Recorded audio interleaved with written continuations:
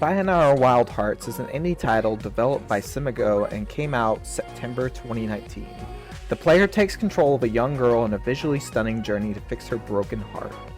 This title largely flew under the radar for most gamers when it came out, so that's why I wanted to put the spotlight on this game that anyone can tell was made with a ton of love and care.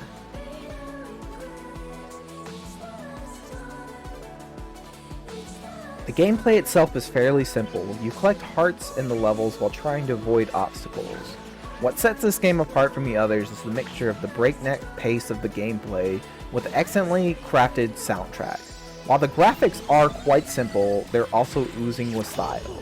Whether you're the one in control or simply watching someone else play, this game is absolutely mesmerizing in almost every sense of the word.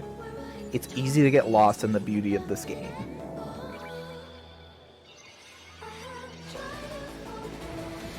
The story follows a young girl who begins her adventure with a broken heart.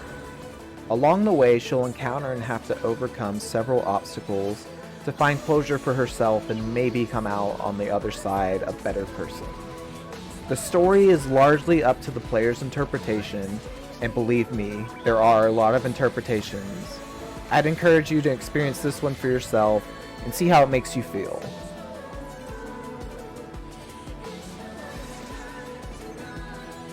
The soundtrack itself is something that also needs to be addressed. The music in this game perfectly matches with the style of the game. It has a certain 80s synthetic music vibe to it, but you'll often find yourself with the songs stuck in your head long after you put the game down. I know I have.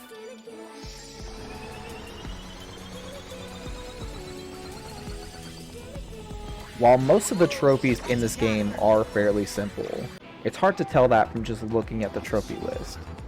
Every single trophy description says to complete some type of riddle, which ranges from simple stuff like getting all the collectibles in the game, to slightly harder stuff like getting a high score in arcade mode, which plays every single song back to back. The platinum is easily obtainable if you have any sort of rhythm game experience, but anyone can do this with enough time and patience.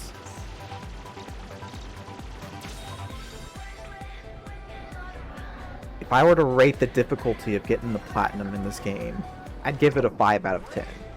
The riddles are intentionally cryptic, but as you start to experience the story and learn the mechanics, they'll all start to make sense of what you need to do to achieve them. The hardest riddle involves getting a rank in the YOLO mode.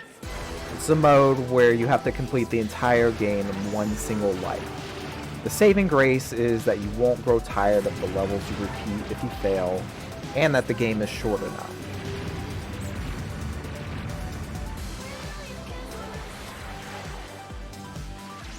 It will take most players under 10 hours to get all the trophies, assuming they don't get stuck on a riddle. Each gold rank attempt may take a few tries, but the levels themselves are only around 2 to 3 minutes each, with some of them being shorter. There are exceptions, but most of the songs follow this time structure. Even after you get the platinum, you may find yourself coming back to this one afterwards to enjoy the amazing levels this game has to offer.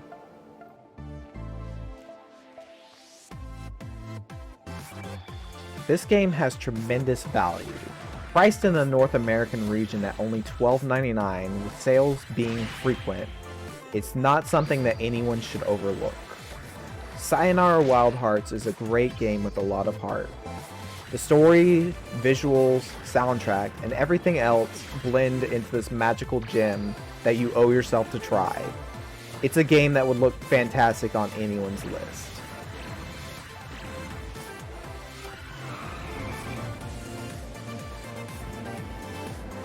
And that sums up my thoughts and feelings on this game. The one thing I wanted to do when I started this channel was to shine a light on a lot of games I felt were overlooked, starting with this one. And come on, you get to ride on a motorcycle, skateboard, and even turn into a dragon. What's not to love? Then the voices of the three divine arcana